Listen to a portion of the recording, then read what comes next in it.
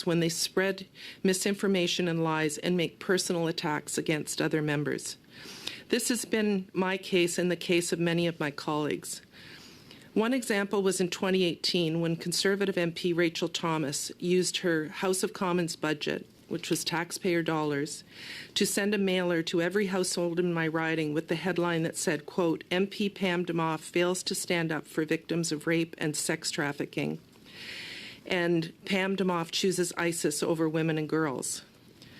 The first line of this mailer basically claims, quote, the current government is committed to welcoming ISIS terrorists back to Canada, end quote.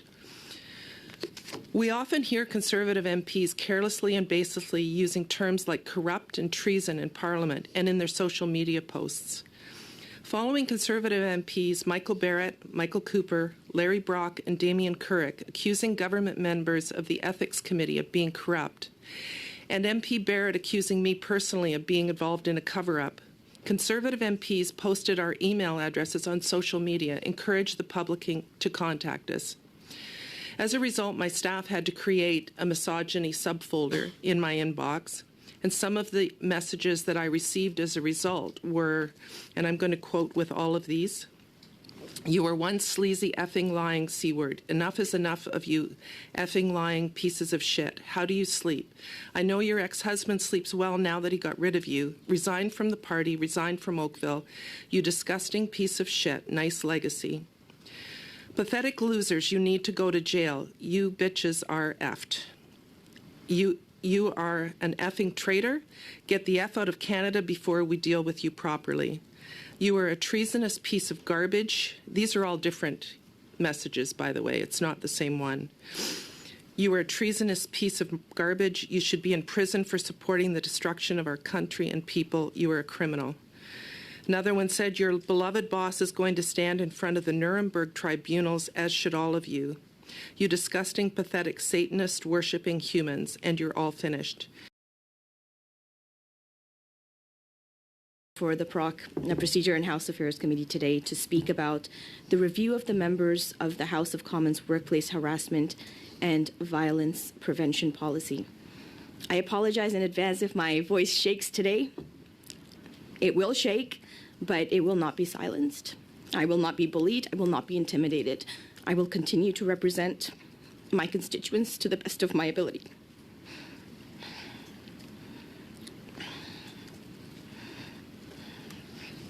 Mr. Chair, I want to begin by acknowledging the brave woman sitting beside me on this panel, MP Pam Demoff, who has done so much to bring the issue of harassment and threats of members of Parliament, particularly women, to the forefront of the conversation that is so critically important to speak about right now. And it's important because it is literally the core value of our democracy here as Canadians. Are we able to disagree without being disagreeable? Are we going to save what democracy looks like for our younger generations coming forward? If we are not able to stop the harassment of each other in the name of partisan politics, we are not going to survive as a democracy. Our next generation is going to be completely disengaged, disenfranchised, and will have no trust in democratic institutions at all. And I think that this is very, very vital for us to recognize. I had a class of constituents last week, 2 weeks ago, up in the gallery, and they watched Question Period. And when I met with them after they had experienced that, the first question that one of the young girls said to me, she asked, is it always this violent in there? How do you do it? Why do you do it?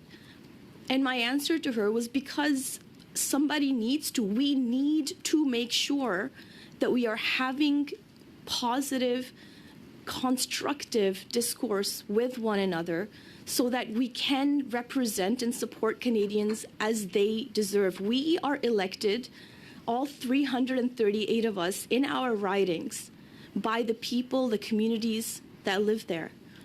We represent them. And Mr. Chair, I am embarrassed by how our conduct is deteriorating the very values that we stand for. And I do have a few examples for you today, Mr. Chair. Have you ever been called a racial slur for just doing your job? Have you been called a terrorist casually as if it were your name? Have you ever been spat on before? I have.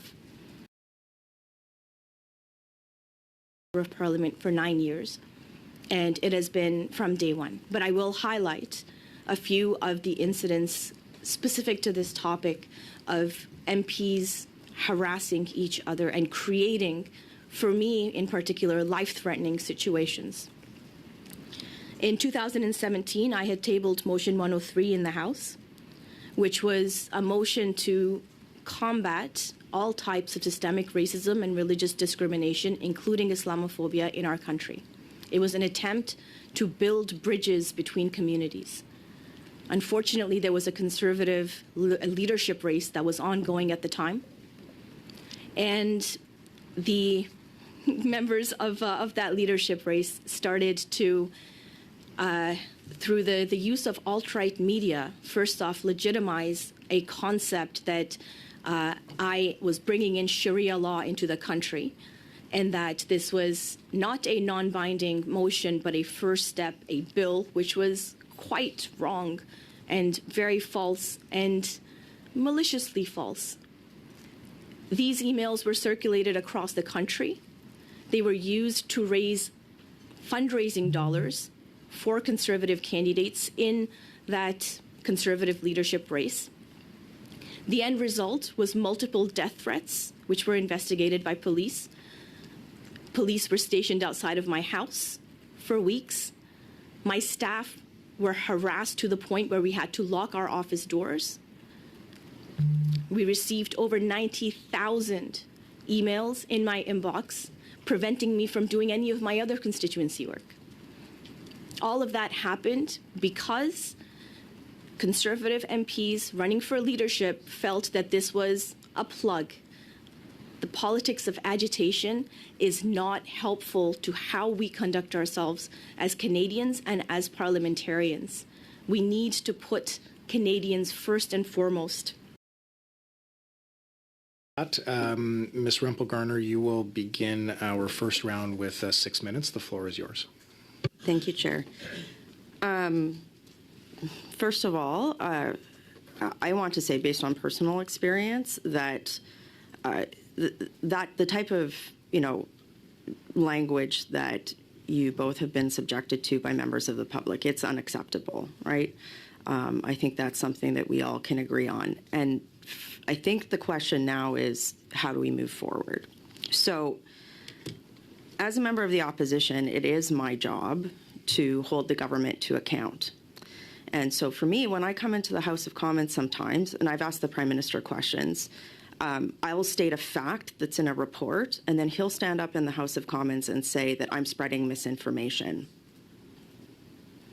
So how are we, because you've both had good suggestions. You've said that we need to allow for room for legitimate criticism of the government. But how can we do that when we have a Prime Minister who stands up over and over again, and many of the ministry as well, when there's a legitimate concern, rather than defending the policy, or it's just there's misinformation, Conservatives are spreading misinformation, and do you think that also degrades the environment that happens in question period that Ms. Khalid described?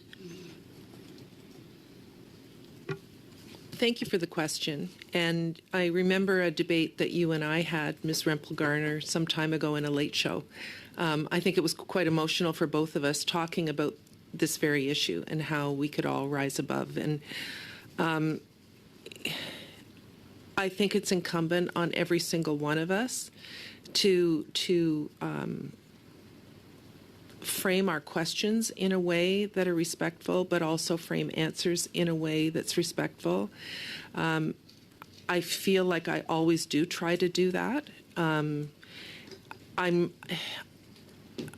I'm not going to try and make this partisan about the Prime Minister or the Leader of the Opposition, because I really want to talk about how we as individuals can rise above. On that, I'm not going to get into tu quo cui here, like who did what. You didn't name a lot of people. I do think that I have not shared my experiences because I don't want that to be my Google search. I'm not saying that sharing the experience is invalid, but we need to drive to solutions here. And number one, I would just respectfully ask that, going back to your caucus, maybe say, like, when the opposition asks for information, the line "that is misinformation" is not productive. One. Two. A lot of this has to do, a lot of me behind the scenes, and I don't want to share my experience publicly, but I've actually had scenarios where charges have been laid and somebody has been released on bail immediately and then disappeared. And then these were death threats. So I have to walk around wondering where this person is. Do you think bail reform to prevent, because we know that like online harassment, and it's not just us, it's every woman in the country, right? Like when the RCMP said MPs need more protection, I'm like, if they can't protect me, how do they protect everyone else? And we know that women see escalation in this type of violence. Do you think that the sort of catch and release policy that allows people where there's repeated harassment to just be released on bail, and then in some instances murder or commit violence against women, do you think that should be reformed?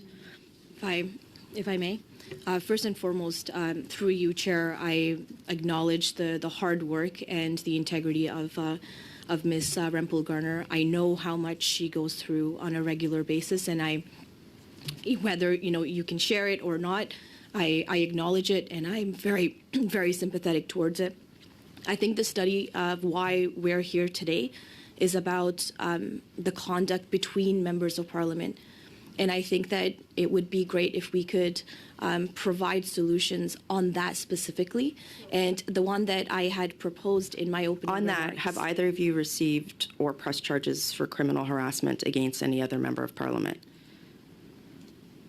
No. Okay. So then I think a lot of what I've heard and where this comes from is online harassment from the general public, bots, we don't know.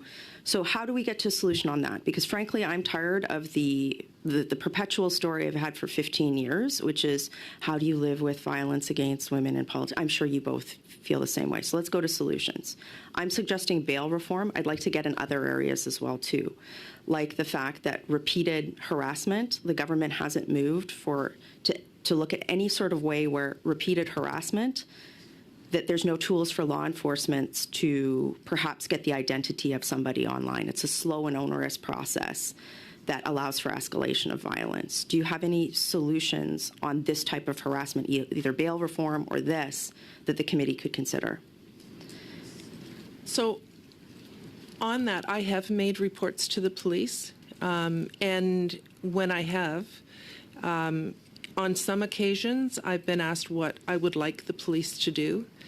On other occasions, as I mentioned in my opening remarks, I was told it didn't rise to the level. So I do feel that there's a disconnect between what we received. I do want to make a comment, though, on serial harassers, that and I know the members from Alberta, I'm from Ontario. I will talk about Ontario. It's provincially appointed judges who are making bail decisions. Ontario jails are overrun, and judges are hesitant to send people to provincially, not federally run facilities.